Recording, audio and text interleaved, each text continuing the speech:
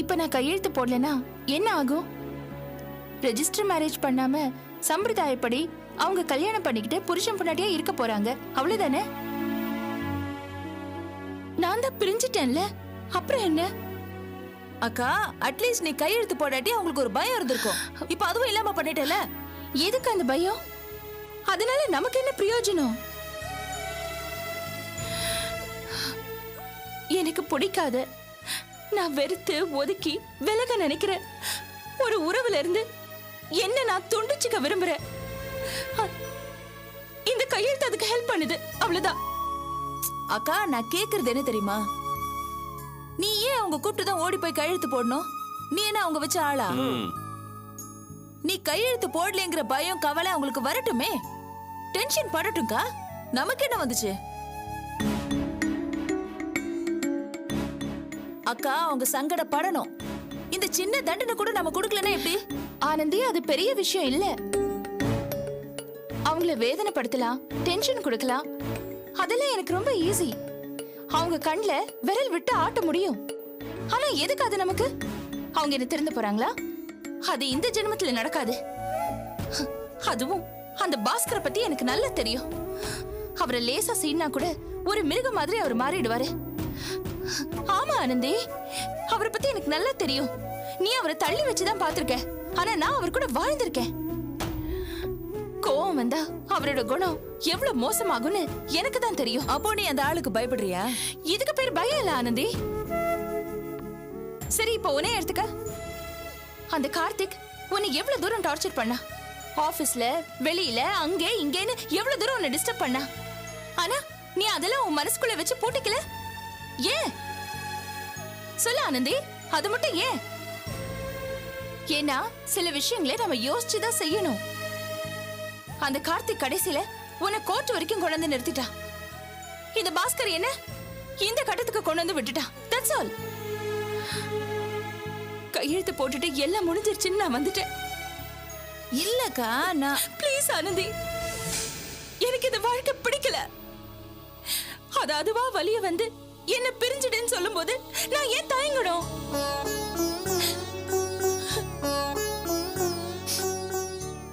அபி, நீ என்னதான் சமாதானம் சொன்னாலும் எனக்கு என்ன தோணுது தெரியுமா? நீ அவங்களுக்கு அநியாயத்துக்கு விட்டு கொடுக்க போய் தான் அவங்க இந்த அளவுக்கு பண்றாங்க. நீ சொல்ற அவங்களோட இந்த உறவெல்லாம் இதோட அறுந்து போயிடுச்சுன்னு. ஆனா இத்தனை நாளா இவ்ளோ அநியாயத்தையும் பண்ணிட்டு இப்ப இந்த பாஸ்கர் கல்யாணம் பண்ணணும்னு நிக்கிறான். ஆனா அதுல நீ பாதிக்கப்பட்டு நிக்கிற. இதே மாதிரிதான் சிங்கப்பூர்ல இருந்து வரும்னு போய் சொல்லிட்டு என் பொண்ணோட வாழ்க்கைய ஒருத்த நாசம் பண்ணிட்டு போயிட்டான். அவளும் இப்ப பாதிக்கப்பட்டு நிக்கிறா. எப்படி அதெல்லாம் கொடுமையா இருக்கு. கெட்டவங்களா சேர்ந்து ஆட்டம் போடுறாங்க, ஆனா அவங்கள தண்டனை அனுபவிக்க வேண்டாமா? சித்தி சொல்றதாங்க கரெக்ட். அப்போ அவங்க பண்ற தப்புக்கு தண்டனையே கிடையாதா? அப்படியே விட்டுற வேண்டியதானா? எனக்கு வர ஆத்திரத்துக்கு அவனை வெட்டி பலி போட்டுருவேன். ஏய், நான் ஒன்னு சொல்றேன். மிருகத்துக்கு 5 அறிவு. அதை பார்த்து நம்ம ஒதுங்கி போறதா நல்லது. மிருகத்தை வதம் பண்றதோ அதை அடிக்கிறதோ பெரிய விஷயம் இல்ல. அதுகிட்ட இருந்து நம்ம விலகி போறதுதான் நமக்கு நல்லது. நம்ம வேலையை பார்க்கணும். அது கூட மல்லு கட்டிக்கிட்டு நிக்க கூடாது மனோகர்.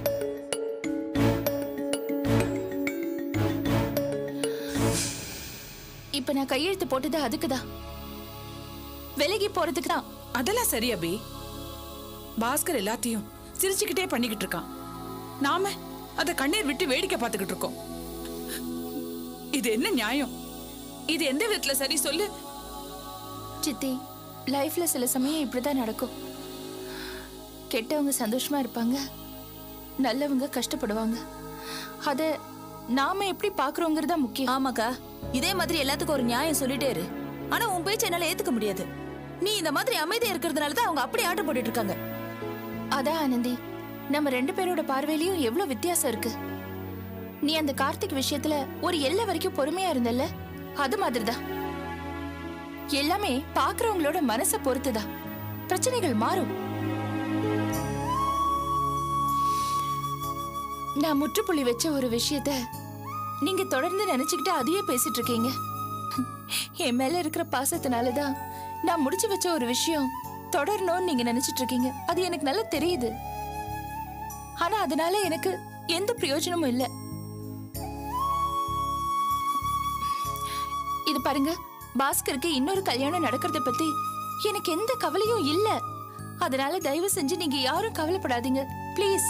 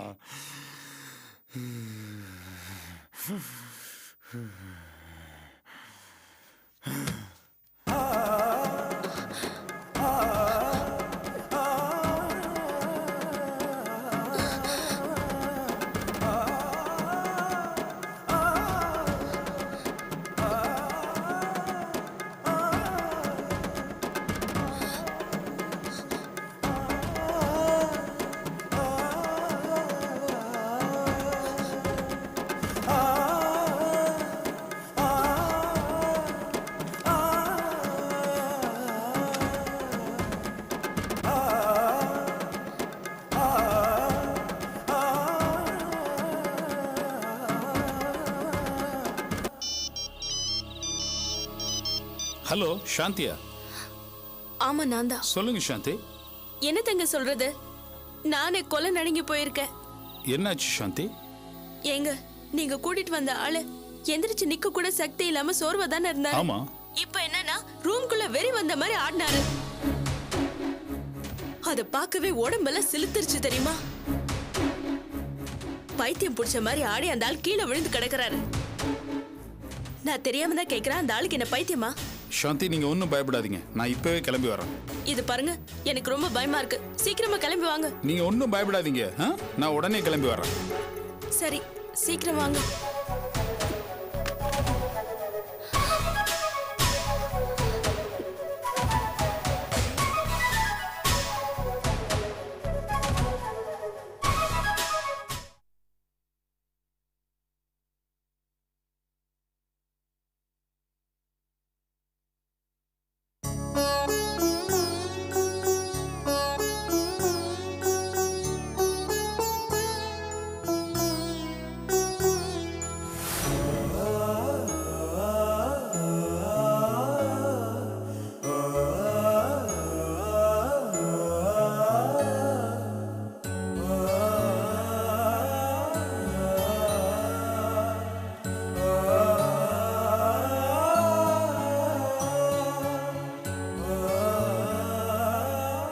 அவே, பணத்தோட வீட்டுக்கு வா, இல்ல இங்கே இரு.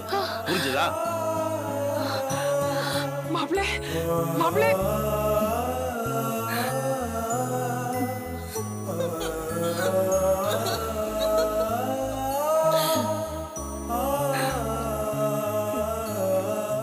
உன் வாழ்க்கை இனியாவது நல்லா இருக்கணும்னா உன் தாலிய உண்டியல்ல காணிக்கையா செலுத்திடலாம் அபி.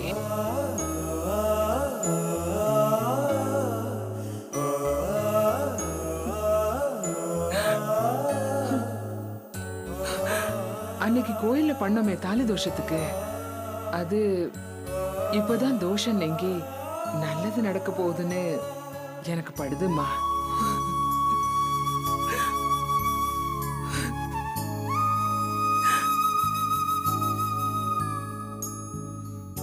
நீ எதுக்கு இங்க வந்த? அதுக்கு முதல்ல பதில் சொல்லு. ஒண்ணும் இல்ல, ஹாஸ்பிடலுக்கு பணம் கொடுத்தாங்க, அதை திருப்பி கொடுத்துட்டு போலாம் தான் வந்தேன். இங்க இருந்து நேரா கிளம்பி ரெஜிஸ்டர் ஆபீஸ்க்கு தான் போனேன். நான் கையெழுத்து போட்டுட்டு வந்துட்டேன்.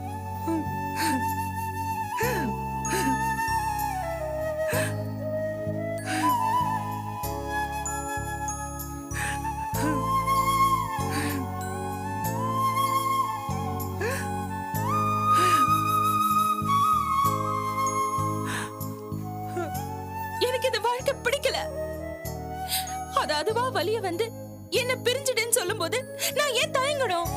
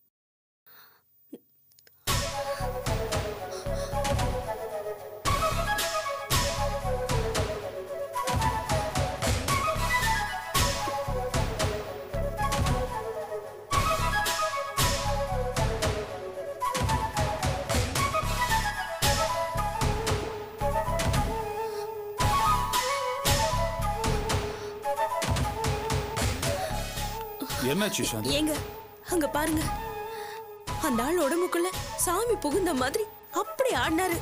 பார்க்கவே பயமா இருந்துச்சு.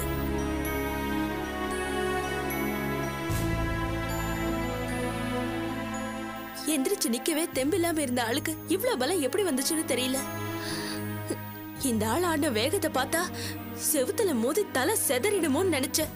ரொம்ப பயமா இருந்துச்சு. ஒரு நிமிஷம்.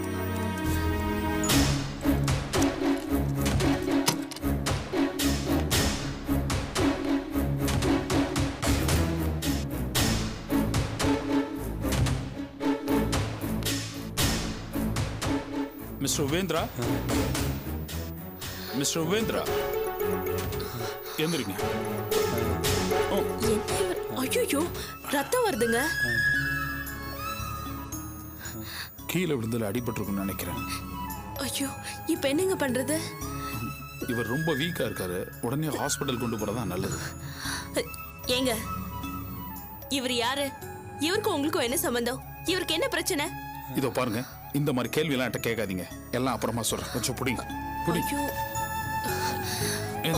எந்திரிங்க.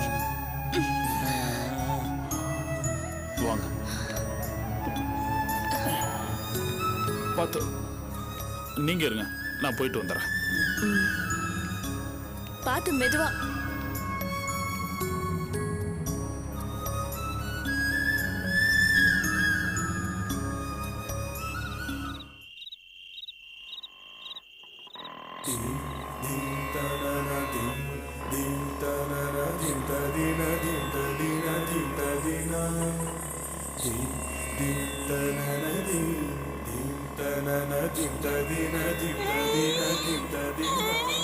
என்னாச்சு?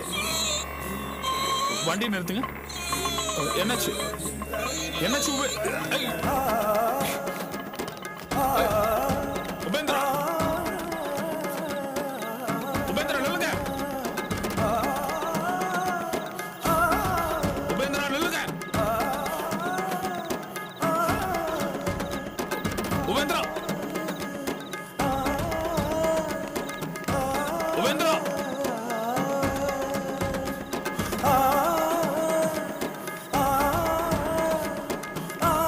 உபேந்திரா, நில்லு. நில்லுங்க. உபேந்திரா, ஏய்,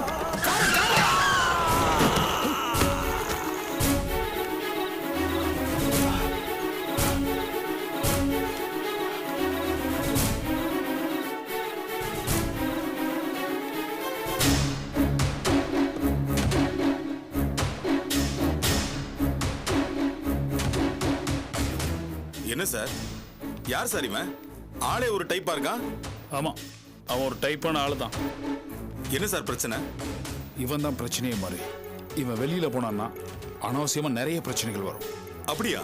ஆமா, அதனால இவன் வெளியில போக கூடாது, இங்கேயே இருக்கணும். இவனை நீங்க கவனமா கண்காணிக்கணும். அதனாலதான் உங்களை கூப்பிட்டேன். இந்த விஷயத்துல உங்க உதவி அவசியம் வேணும். ஜாக்கிரதையா பாத்துக்கங்க. சார், என்ன சார் நீங்க கொசு அடிக்கிறதுக்கு மிலிட்டரி கூப்பிடுற மாதிரி இருக்கு. இவன் தானா எழுந்து நடக்கிறதே கஷ்டப்படுவான் போல இருக்கு. உடம்புல தெம்பே இல்ல சார். இவனை பாத்துக்கிறது ஒன்றும் பெரிய விஷயமே இல்ல. அப்படி ஈஸியா நினைச்சிடாதீங்க மாதிரி. இன்னைக்கு திடுதிப்புன்னு ஓடி பெரிய பிரச்சனையை உண்டு பண்ணிட்டான். நீங்க கொஞ்சம் கவனமா இருக்கணும். சார், ஆள் ஏற்கனவே வீக்கா இருக்கான். இதுல வேற அடிபட்டு இருக்கு. இவன் கிடக்கிறத பார்த்தா போய் சேர்ந்தாலும் சேர்ந்துருவான் போல இருக்கே சார். சேச்சே, அப்படியெல்லாம் ஆகாது. இப்ப இருக்கிற சூழ்நிலையில இவனை டாக்டர்கிட்டயோ ஹாஸ்பிட்டலுக்கோ கூட்டு போக முடியாது. இப்ப வரும்பொழுதுதான் நானே மருந்து வாங்கி கொடுத்து கட்டி இவனை கொண்டு வந்தேன். நீங்க கொஞ்சம் கவனமா பாத்துக்கோங்க. அவன் வீக்கா இருக்கான்னு தயவு செய்து அலட்சியமா இருந்துடாதீங்க. சார், நீங்க கவலை விடுங்க சார். அவன் ஒரு இன்ச்சு கூட நகர முடியாதபடி நாங்க பாத்துக்கிறோம். நீங்க டென்ஷன் இல்லாம உங்க வேலையை போய் பாருங்க சார். சரி, ஓகே. கொஞ்சம் பத்திரமா பாத்துக்கோங்க. இந்தாங்க, செலவுக்கு வச்சுக்கோங்க. Thanks sir.